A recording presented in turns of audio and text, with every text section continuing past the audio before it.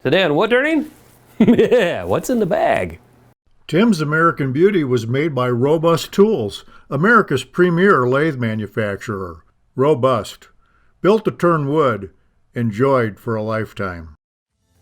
Easy Wood Tools, best-in-class carbide wood turning tools.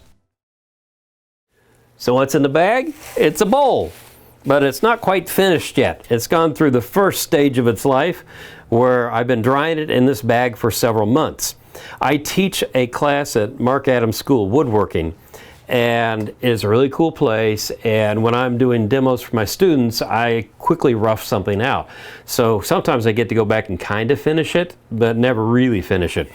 And this bowl is one I made for my students, and what happened was, as I was trying to rough it out, look at this feather right in there. So this is a piece of crotch wood. So there's a branch here and a branch coming in here, and it makes that beautiful pattern. So at that point I realized I can't throw this thing away. I need to bring it home, dry it out carefully, and now we're going to turn this and make it a complete bowl, and it's going to be gorgeous. Now before we get started, I want to thank our sponsors, Robust Lathes and Easy Wood Tools, because without their support we wouldn't be here doing these videos, and that would be really kind of sad. And oh, by the way, if you're looking for a lathe, give me a yell. I'm an authorized Robust dealer, adds nothing to your cost, and you can pick up a little knowledge from me. Very little probably, but you know how that goes. So I have my extended jaws here on my Easy Wood chuck, and I have a recess in here. Normally, if you're going to dry a bowl like this, you want to put a tenon on it, because oftentimes this goes oval. We'll see how we go here. If it's not too far off, I'll live with it and we'll be happy. So I'm expanding the jaws into there, and I don't want to go crazy on the pressure because I don't want to crack it. It still could crack, but oh, look at that. That is awesome. So really, all we have to do now is just kind of clean up the outside and clean up the inside. This is going to be one beautiful bowl. So I'm going to turn the outside first, so to be safe I'm going to bring up the tailstock for support, and Robust makes a nice live center. The cool thing about it is I can push that tip back inside, so now just this cone part's going to touch.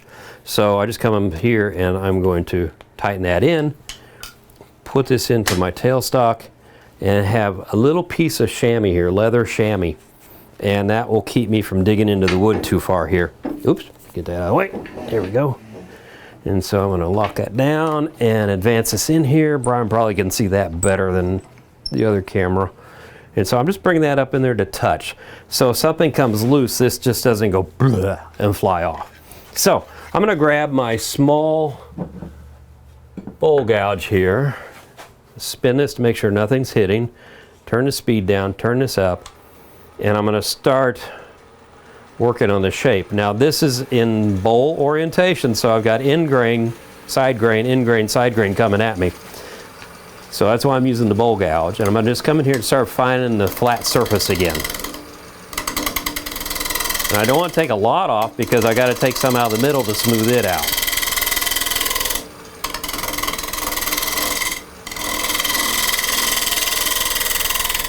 You can start seeing the wood gets a little bit darker as I make full contact with the wood. And by the way, this is walnut, a really cool piece of walnut that Will, my assistant at the class, cut up for us. Really nice stuff. He is a wood hound. He can find anything, anywhere that you need. So I'm going to stop it and see how I'm doing here. Oh yeah, it's really pretty on the outside too. That is gorgeous. Okay, I'm going to keep working my way down.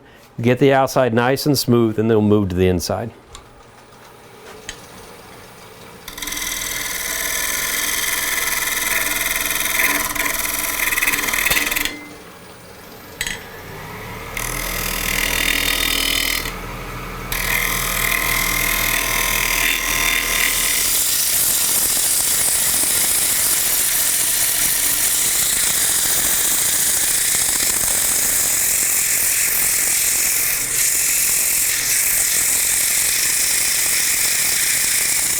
Okay, so I've got the tailstock removed. As you saw, we sanded the outside while I had a shot at it. And now I'm going to try to match this really cool curve going inside and highlight that feather wood there. Nothing's hitting. So we're going to pick the speed up a bit on it. The faster it goes, the easier it is to get back into this after you had a bowl dry out, because it does get a little rounded out. There we go. Once I make contact in there, now I'm using the bevel to rub. And I'm just taking the lightest cut possible right now just to establish the cut. And just work my way around. I made an extreme curve here because I wanted to show the students how you can make high walls on a bowl, how you can make a flatter bottom, that sort of thing. So ideally this isn't my perfect shape, but it's a pretty good shape. We'll just make good do with it. Look at that. We've already smoothed that out pretty good. So I'm going to come in with a big scraper here and we're going to clean it up even more. And that's going to look really cool when we're done.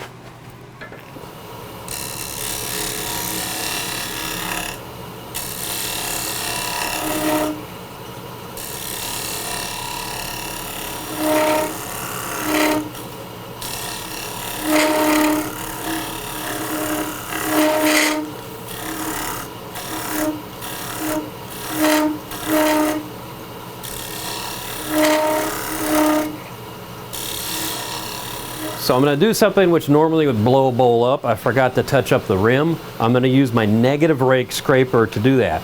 Because it's negative rake, it makes it much more gentle. See how it just moves little whispers, little feathers of wood off of there? So it's great for coming back and doing something sketchy like this. I'm also rounding the rim because this has this nice round feel to it. I want the rim to also have this nice round shape to it. So I've got it where I want it, so one more time, I'm going to go back to sanding. So walnut is kind of a sketchy wood to sand. It sands really easily, but if you don't get out your scratches, they really show up. So I'm using a disc sander, 2-inch disc with a soft interface pad here. That'll help me follow the contours better. So I'll turn this on, nice slow speed, come in here. And you can see how it follows the shape really well right there in that sharp curve. That's the toughest thing to get.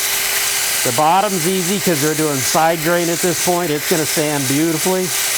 But it's this intersection here that you got to work on. So I'm going to go all the way through probably 400 or 600 grit. I want to get the best finish on this I can.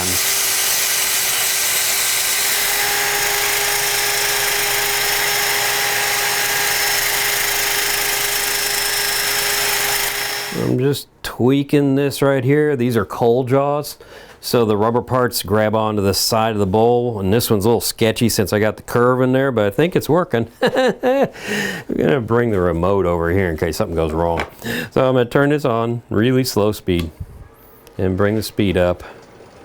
Where you can get into trouble here is if you take a big cut and get a catch and it'll pop right off.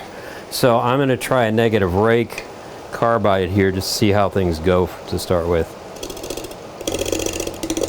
And I just gently want to work my way in. You don't want any catches at all.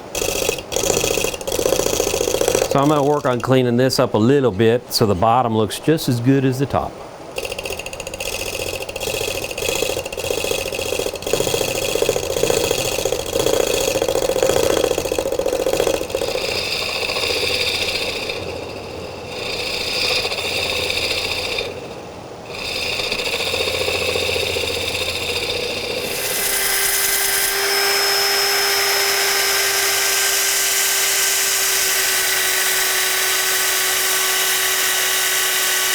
So I'm hand rubbing some Danish oil on here, and the walnut is just spectacular, isn't it? Now, I did one thing a little bit different here just to see what would happen. Is this outside, I sanded to 240 grit, and it is just beautiful, isn't it? I mean, it's really nice. On the inside, wait till you see this. Look at that feather. I mean, that is incredible. I sanded this to 600 grit. So let's just see what happens when we apply a finish to this.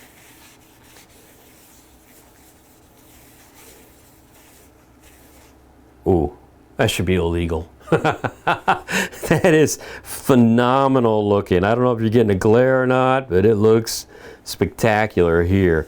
So this is going to be cool. It's going to look a little satiny on the outside, And then when you look on the inside, this is going to be nice and bright and shiny. That is really cool. So I guess, well, that's how you get a bowl from a bag. Until the next time on Wood Turning, keep turning. Tim's American Beauty was made by Robust Tools, America's premier lathe manufacturer. Robust. Built to turn wood. Enjoyed for a lifetime. Easy Wood Tools, best in class carbide wood turning tools.